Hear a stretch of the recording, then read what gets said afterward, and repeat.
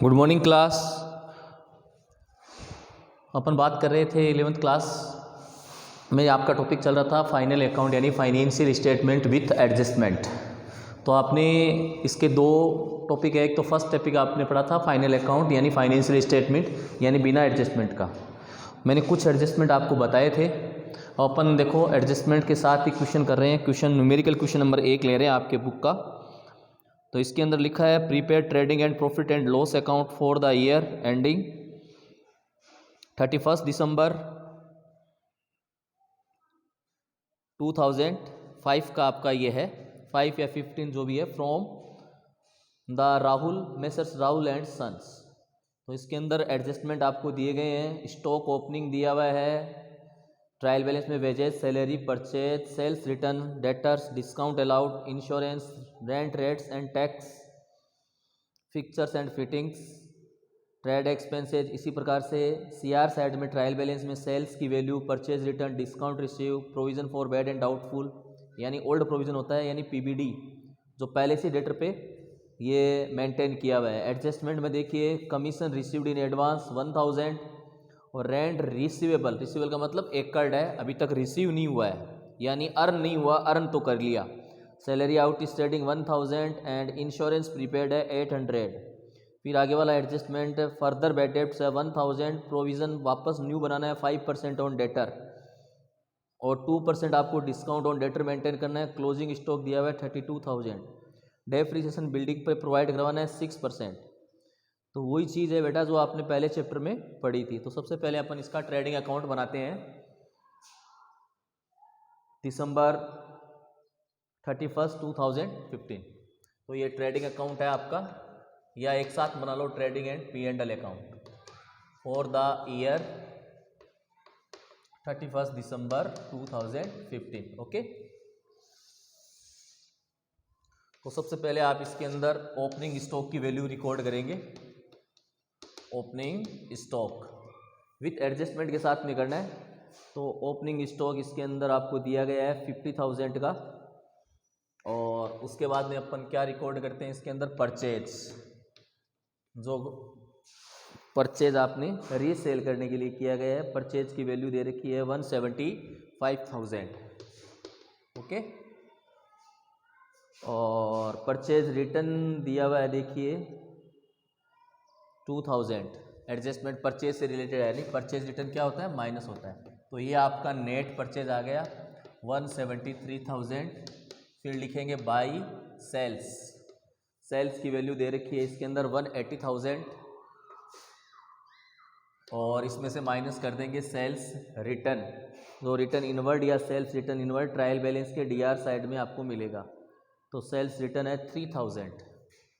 तो सेल्स की value net sales आ गई यानी रेवेन्यू फ्रॉम ऑपरेशन 177,000। ये कॉमन चीज़ें अपन रिकॉर्ड करते हैं। फिर लिखेंगे अपन बाई क्लोजिंग स्टॉक, जो आपको ट्रायल बैलेंस के अंडर मिलेगा नीचे, जिसकी आपकी वैल्यू दी गई है। देखिए क्लोजिंग स्टॉक आपको दिया हुआ है 32,000।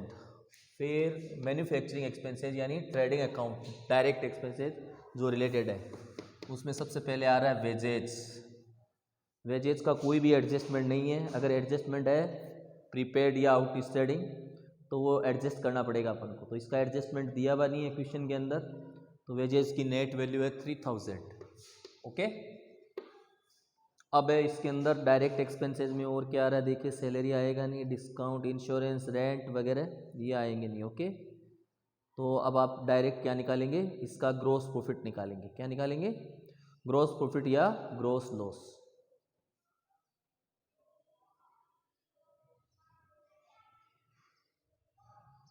तो इस क्वेश्चन के अंदर ग्रॉस लॉस आ रहा है, देखिए इधर का टोटल आ रहा है देखिए आपके 80, 2 लाख 176,50, 2,26,000। इधर ज़्यादा आ रहा है, इधर आ रहा है कितना 177 और 32,000, 2,09,000। तो ये आपका क्या आ गया, ग्रॉस लॉस आ गया। क्या आ गया, ग्रॉस लॉस। जो पी एंड एल के डी आर साइड में रिकॉर्ड किया जाएगा, प्रॉफिट होता तो सी आर में, transfer to P and L account, ऐसे ही तो करते हैं अपन, transfer to P and L account, ठीक है। तो 17,000 का आपका ये ग्रोस लॉस हो गया, ओके, 2,26,000। तो ये तो आपका ट्रेडिंग अकाउंट बन गया। अब बनाते हैं अपन इसका क्या, प्रॉफिट एंड लॉस अकाउंट। तो ग्रोस लॉस की वैल्यू आपके पास में 17,000 है, ओके।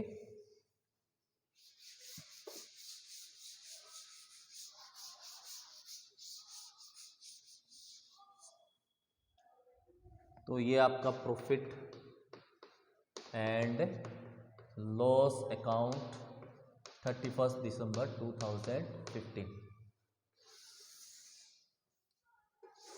जैसे ग्रोस प्रॉफिट आप C R, profit, all profit, income are credit और loss and expenses are credit, तो यहाँ आ जाएगा ग्रोस लॉस BD 17,000, ओके। अब इनडायरेक्ट एक्सपेंसेस जो पी एंड एल से रिलेटेड है वो अपन रिकॉर्ड करेंगे इसके अंदर। जैसे सबसे पहला एक्सपेंसेस आ रहा है आपके पास में, एडजस्टमेंट को ध्यान में रखते हुए सैलरी, सैलरी की वैल्यू है 8,000 सैलरी, इसका एडजस्टमेंट भी दिया हुआ है। आउटस्टैंडिंग क्या होता है, यानी करंट ईयर से रिलेटेड है, 8,000 एडजस्टमेंट दिया हुआ है सैलरी का। आउटस्टैंडिंग सैलरी 1,000, यानी करंट ईयर 2017 के अंदर 9,000 रिसीव होने चाहिए, एक्चुअल के अंदर पेड किए गए, रिसीव नहीं सॉरी पेड, एक्चुअल के अंदर 8,000 पेड किए गए। कितने पेड किए गए, यानी 1,015, यानी जो ड्यूरिंग ईयर चल रहा है उससे रिलेटेड है, ये अनपेड है, तो एडजस्टमेंट में आ गए। तो पूरे साल यानी 1 ईयर का 9,000 होता है, जबकि एक्चुअल में पेड कितने हुए 8,000, ठीक है। तो इसका एडजस्टमेंट करना पड़ेगा, यानी 1 ईयर के 9,000 होते हैं, ओके। तो कोई भी नॉमिनल अकाउंट होता है वो ड्यूरिंग ईयर का बनता है, 1 ईयर से रिलेटेड ही बनेगा, ओके। नेक्स्ट आपके पास में आ रहा है, देखिए सैलरी के बाद में परचेज हो गया, सेल्स रिटर्न हो गया, डिस्काउंट अलाउड, यानी कस्टमर को अर्लियर पेमेंट करते हैं तो उसको अपन डिस्काउंट अलाउ करते हैं, ओके। तो ये डायरेक्ट लिख दो, सेल्स के ऊपर है, तो डिस्काउंट अलाउड किया गया 1,000 का, ओके। एक्सपेंसेस, उसके बाद में डिस्काउंट के बाद में आता है इंश्योरेंस, टू इंश्योरेंस, इंश्योरेंस की वैल्यू दी गई है, देखिए 3,200, इसका भी एडजस्टमेंट दिया हुआ है, इसमें लिखा हुआ है प्रीपेड इंश्योरेंस 800। तो प्रीपेड क्या होता है, माइनस होता है प्रीपेड, यानी ये करंट ईयर से रिलेटेड ना होकर नेक्स्ट ईयर से रिलेटेड होता है। तो प्रीपेड इंश्योरेंस दे रखा है 800, कितने दे रखा है बेटा 800, और एक्चुअल के अंदर पे कर दिए गए इंश्योरेंस के 3,200, तो करंट ईयर से रिलेटेड नहीं है 800, यानी 2,400 करंट ईयर से रिलेटेड है, ये नेक्स्ट ईयर से रिलेटेड है, यानी इसका एडवांस में पेमेंट कर दिया गया। उसके बाद में आता है rent, rates and tax, to rent, rate and tax, तो इसकी वैल्यू दे रखी है, देखिए 4,300 एडजस्टमेंट, रेंट, ये रिसीवेबल है, तो ये तो इनकम हो गई, तो इसका कोई एडजस्टमेंट नहीं है, सीधा लिख देंगे रेंट, रेट्स एंड टैक्स 4,300।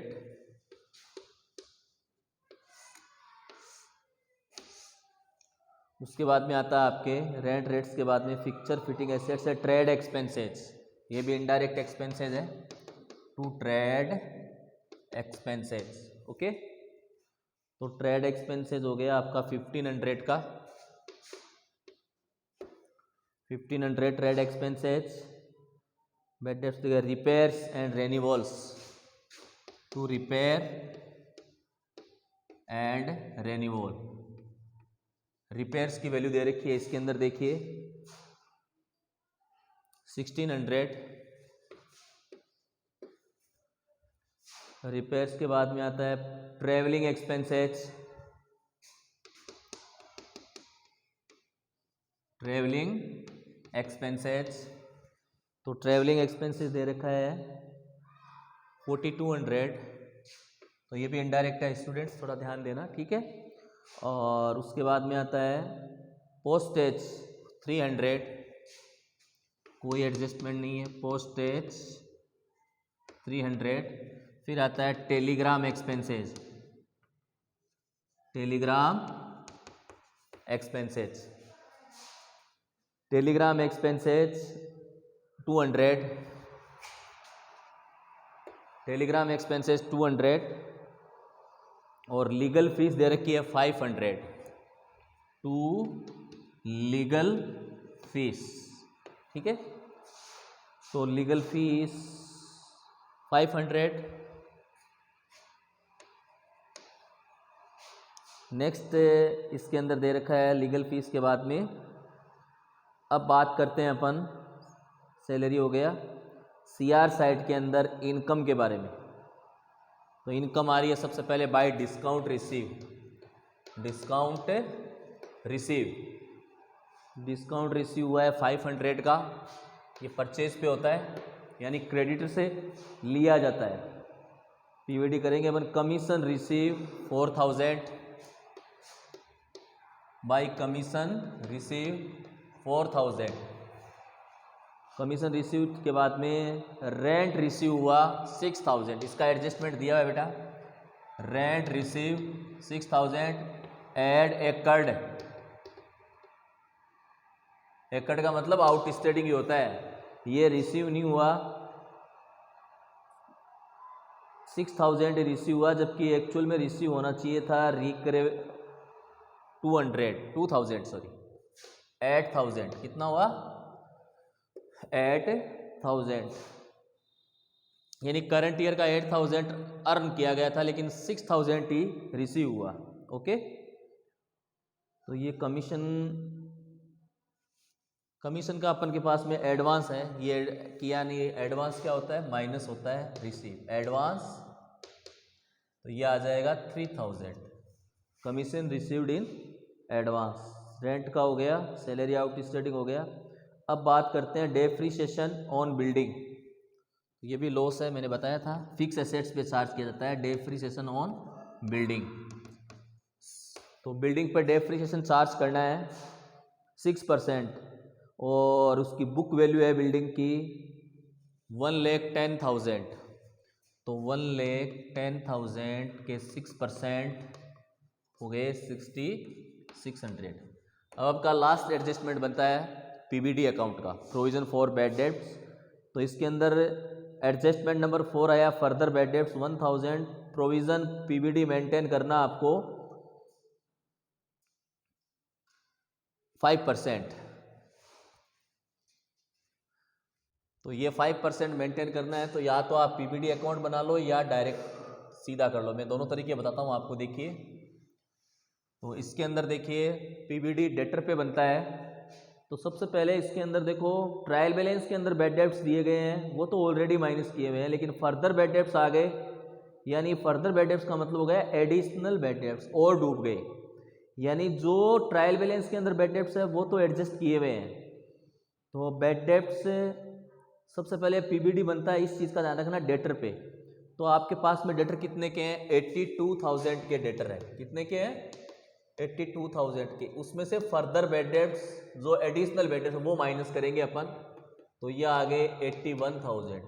इस पे पीबीडी बनाना आपको, प्रोविजन फॉर बैड डेब्ट्स, ये आपको मेंटेन करना है 5%, क्या बनता है 5%, तो 5% दे रखा है बेटा। देखिए पीबीडी ऑन डेटर कितना परसेंट दे रखा है, आपको मेंटेन करना है 5%, तो 5% मेंटेन किया, तो ये हो गया 4,050, ये आपका न्यू प्रोविजन आ गया। क्या आ गया, न्यू प्रोविजन। हालांकि पीबीडी ट्रायल बैलेंस में पहले से ही दिया हुआ है, तो वो ओल्ड प्रोविजन होता है, क्या होता है, ओल्ड प्रोविजन। अब इस पे आपको वैल्यू माइनस कैसे करेंगे, देखिए बैड डेब्ट्स की, या तो आप पीबीडी अकाउंट बनाओ, मैं बना देता हूं आपको, provision for bad debts account, provision for bad debts account. Okay,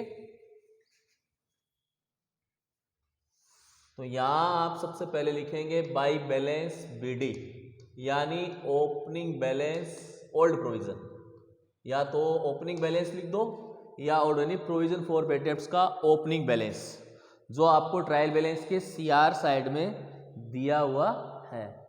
ठीक है, ट्रायल बैलेंस के सीआर साइड में दिया हुआ है, यह आपको दिया हुआ है। देखो पीबीडी का balance, provision for bad and doubtful 2500, और बैड डेब्ट्स का बैलेंस इसके अंदर अपन ट्रांसफर कर देंगे बैड डेब्ट्स।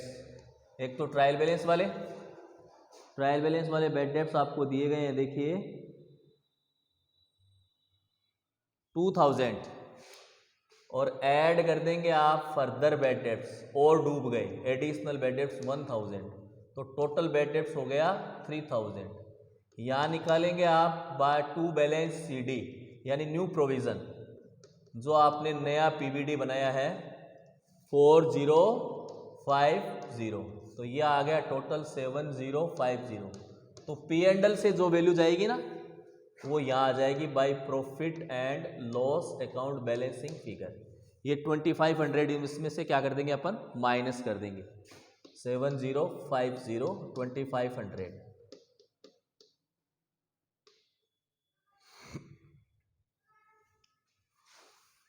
4550, ये पी एंड एल का लॉस हो गया। समझ गए? इस चीज का ध्यान, पी एंड एल में ये वैल्यू जाएगी पीबीडी के नाम से, तो यहां लिख दो 2PBD 4550। फिर नेक्स्ट एडजस्टमेंट है आपका provision for discount on debtor. ये गुड डेटर पे निकलता है। किस पे निकलता है? गुड डेटर पे। यानी जो आपने provision for discount on debtor आप बनाओगे वो अच्छे देनदारों पे बनाओगे, तो गुड डेटर पे 2% बनाना है। कितना बनाना है? तो डेटर आपके थे, देखो बेटा 82,000 के, कितने के थे? उसमें से फर्दर बैड डेट्स माइनस करेंगे 1000, उसमें से माइनस करेंगे न्यू प्रोविजन, ये वाली वैल्यू 4050। बैलेंस शीट में ट्रांजैक्शन न्यू प्रोविजन ही माइनस होगा, नहीं कि ये लॉस माइनस होगा। ये तो लॉस था जो आपने पीबीडी बनाया था। पीबीडी क्यों बनाते हैं कि जैसे मान लो कई बार प्रोप्राइटर सोल प्रोप्राइटर ये सोचता है कि डेटर जैसे मान लो 82,000 के दिए हुए कि इन फ्यूचर डेटर और भी बैड डेब्ट्स हो सकते हैं, तो वो बैड डेब्ट्स उसका प्रोविजन पहले ही बना लिया जाता है ताकि इन फ्यूचर लॉस से बचा जा सके।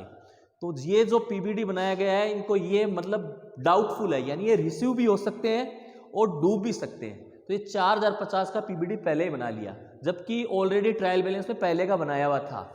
ये न्यू प्रोविजन है, इस चीज का ध्यान रखेंगे। तो provision for discount on debtor आप बना रहे हो, वो गुड डेटर पे निकलेगा, यानी अच्छे देनदारों पे निकलेगा। तो ये माइनस करेंगे अपन, कितने आ जाएंगे अपन के पास में? 81,000 में से अपन माइनस कर देंगे 4050, तो ये आ जाएंगे 76,950। ये अच्छे देनदार आएंगे। इस पे provision for discount on debtor निकलेगा। Provision for discount on debtor 76,950, 2% निकालना है इसका। कितना निकालना है? 2%। तो 2% निकाल देते हैं। देखिए इसका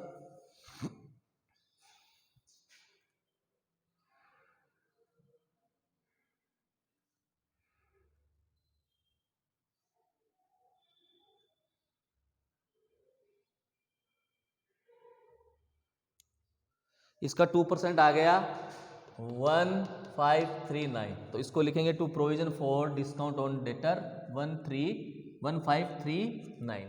अब इसके अंदर नेट लॉस आएगा बेटा। क्या आएगा? Net loss. तो नेट लॉस अपन निकालेंगे, तो ये नेट लॉस आप अपनी नोटबुक में निकाल लेना और इसकी बैलेंस शीट बना लेना, ठीक है।